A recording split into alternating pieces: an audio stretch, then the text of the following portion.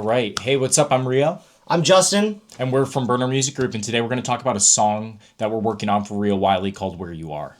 So today we want to break down kind of where the song started, where we are at this point as we're about to cut vocals to this song. You're seeing this work in progress. So let's start off with just telling them where the song idea even started. Yeah, so we actually, off a whim, went and saw the Chainsmokers perform here in Arizona. It was a random Friday night. We had nothing else to do, and what better way to spend our Friday night than going to see the Chainsmokers? We've been a fan of them for a long time, and we also kind of love the electronic EDM-style sounds that they blend with pop, and so we kind of set out to make a song like that. Yeah, I've been to many EDM shows, many dubstep shows, and to each their own. But the Chainsmokers is definitely my taste of EDM, if you want to call it that. Where, like Rio said, you're blending the pop elements, but a lot of really cool dance EDM elements as well. So wanted to incorporate that, and so they actually played some new music that night, and so we came home super inspired and jumped into writing this. And as you just heard the playthrough or a taste of the playthrough. This definitely came out, I think, a little bit more like indie pop meets EDM. And so it feels to me like even in that drop, that heaviest part of the song, we have a little taste of like 1975 guitar licks, but you still have that dance style drum with a lot of really cool effects and transitions, which I want to dive into here in this video. So we'll just start off with kind of going through section by section, verse to chorus to the drop, and talk about it as we go. So let's jump in here with the verse.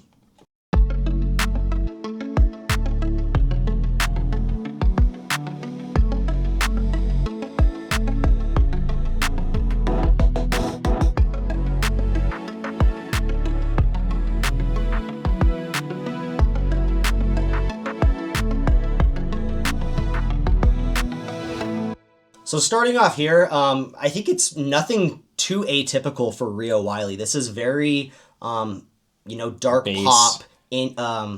pop, trap pop type verse, right? We have heavy bass, some really cool hip hop style drums, and kind of a nice pad underlaying it all. So it's nothing too crazy EDM at this point here. And when it comes to that build up for pop music, it's like just setting the tone by creating an atmosphere. The pads we have, if you could play those real quick. Yeah. The pads we have are really atmospheric, and it doesn't seem like it's doing a lot, but even if you solo out some of the cool pad and the strings, you'll notice that the melody is being held up by the pluck harp.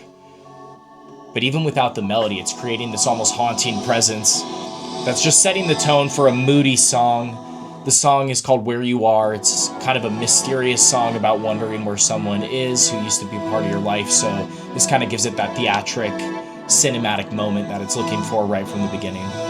Yeah, it almost gives it this like orchestral type vibe. Of course, not even close to orchestral, but like you said, paints the picture, paints the scene, gives it this ambiance.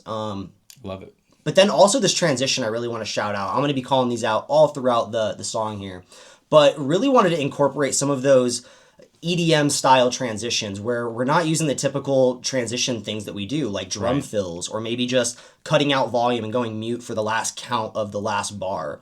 Those things that I am guilty of using all the time, wanted to do something different. And so we're going to talk a lot about the plugin Shaper Box, but that is the go-to plugin for this song for really just taking group instrumentals and printing them out, as you saw we did here with this glitch pad, which adds a really cool effect and kind of stands in place of a fill. So I'll solo that out as it probably caught everyone's ear the first time through.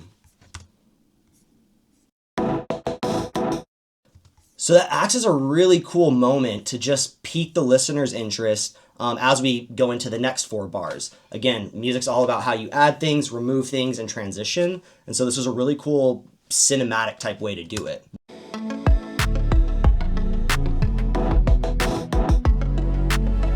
And making glitchy style sounds isn't even that hard. It's really just more about adding distorting elements, chopping things up, and you can get really creative with it and just kind of do it in a way that you want.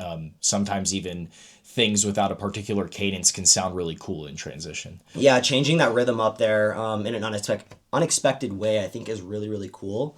But yeah, I think let's jump on into what's called the chorus. That feels more like a pre-chorus in any typical song. But as we know with EDM, we save the drop for the most chaotic point, the most busy point instrumentally, and so the hook of the vocals and lyrics are going to come in this pre-chorus or chorus. But let's check that section out here.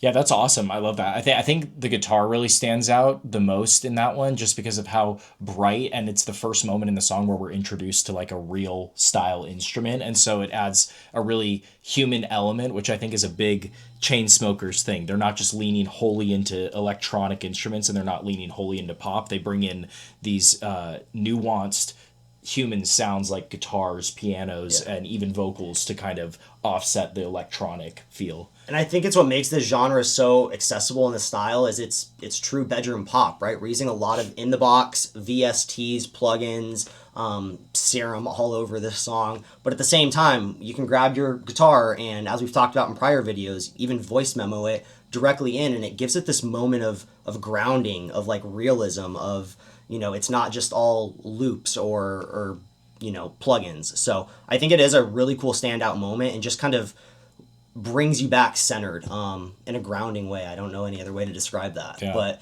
there's also some really cool effects in here that just remind you that you're in this electronic environment. I want to solo really the effects tracks out here because I think it really adds something to the ambiance and the setting of the song.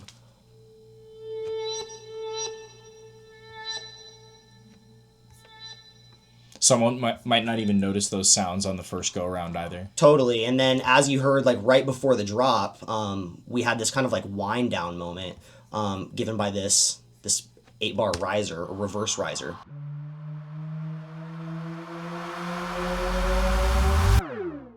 A big thing I learned in making electronic style music is that there has to be risers, of course, but you can layer these risers in a way that gives a new sound or a new layered feel to the actual drop itself. Yeah, and as we brought back in the strings here at the end, it really just thickened up that last moment before we go into the drop and really built up the intensity. So we'll play like the back half of this chorus again one more time just to really set the scene.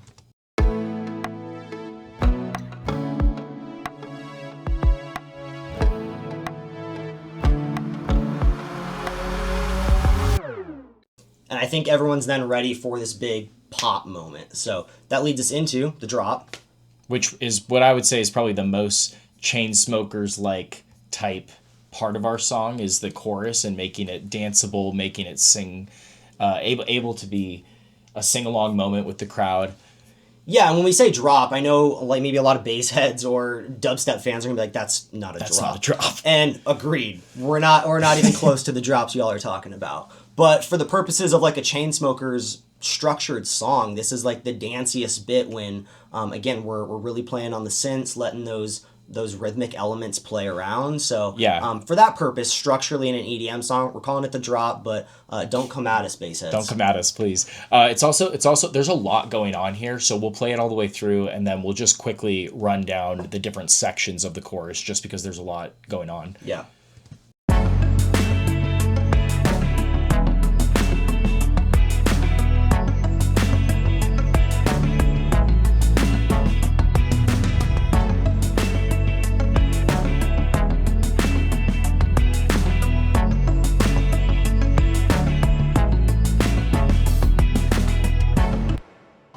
Love it. Just a huge sense of nostalgia that you want to feel on this so-called drop, and I think that's really brought in with those guitars. They're not acoustic anymore; they're electric, and they have this twangy, almost pop feel to them, and so it really brings the chorus to a radio style. It brings the chorus to a radio moment. Yeah, I think talking from like a flavor standpoint and setting the scene, like it really just gives us nostalgic, again, feeling and sound. And I think that's because, again, we're carrying forward a lot of those like dark, moody elements that we've already laid down in the verse prior to that really bright guitar section we just talked about. But then we're also bringing in some of these like AJR, like triumphant moments. And that's why I feel like it's almost bittersweet nostalgia, where you can see like we have some of these really bright chords or brass chords, which feel, again, like an AJR orchestral trumpet type thing. I'll solo that. I'll solo that out here.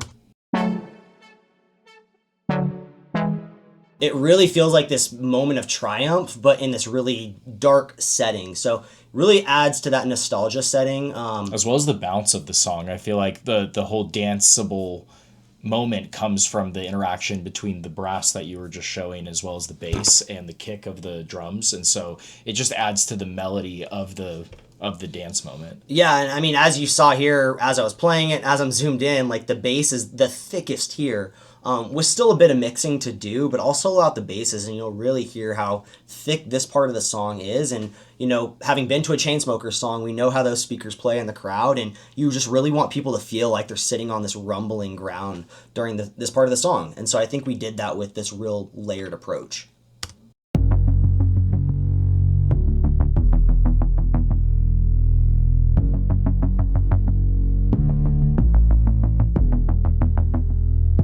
So it's this really cool, like thick, you can see here I have like Bear, Thicky, like we're big Black Bear fans. It just feels like that trap pop type 808 with Reese bass, some sub bass. You heard that dotted bass that Rio was calling out there a second ago, just to give it some extra rhythm.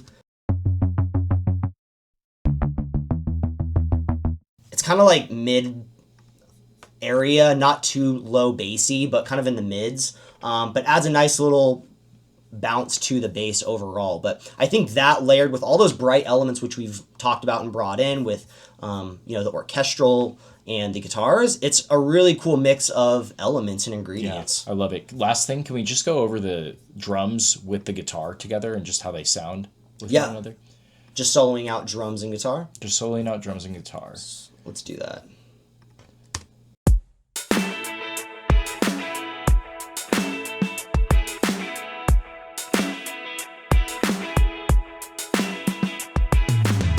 It's crazy because, as Justin said before, it almost sounds like a 1975 song now, or it almost sounds like a rock song when you just strip away a couple of those electronic elements. So we could have gone so many different directions with this, but I think the core foundation I like to say about some of these songs is that they should be replayable. You should be able to play them on an acoustic guitar. They should be easily transferable between an acoustic setting, an electronic setting, a live setting. So I just love that when we strip away even just a few of the instruments, you still have the skeleton of a song. Where You Are is going to be coming out just a little bit later this year. From Rio Wiley. Be sure to check that out as soon as it drops. Be sure to like this video, subscribe so you don't miss any other videos from us in the future as we break down production, show you how to make songs, and take you on tours of studios and all fun things producers and artists. So be sure to stick around. Thanks again for watching. We'll catch you guys next time. Thank you. Cheers.